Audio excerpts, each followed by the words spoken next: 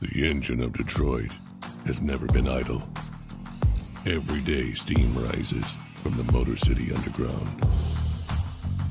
Each drop of Detroit Steam Vodka is handcrafted with the same passion that went into the foundation of this city.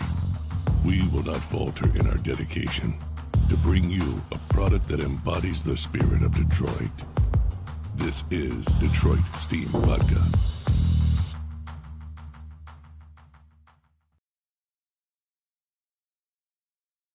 Lauren Neergaard, Associated Press, published 5:55 p.m. EDT, May 27, 2019, Washington. E-cigarettes aren't considered as risky as regular cigarettes, but researchers have found a clue that their flavorings may be bad for the heart.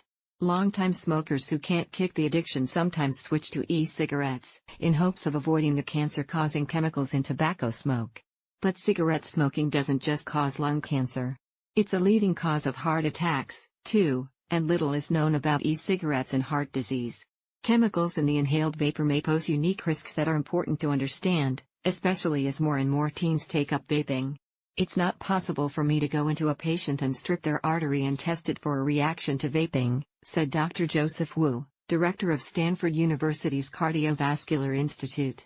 So his team tried the next best thing for a study published Monday. In laboratory dishes, they grew cells that normally line healthy human blood vessels. They exposed the cells to 6 different e-cigarette flavorings, testing if the flavors, and not just the nicotine, caused any effects.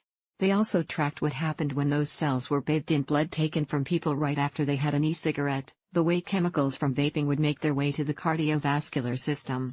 They also compared the cells' exposure to blood from non-smokers and people who smoked a regular cigarette.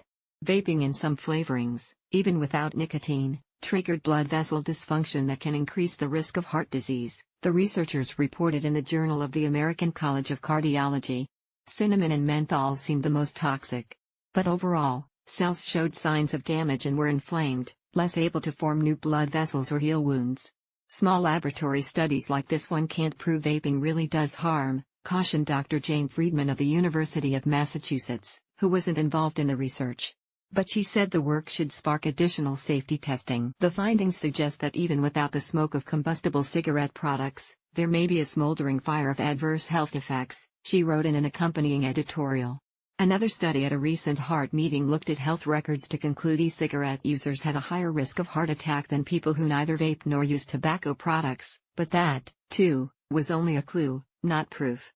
Wu's team plans additional studies.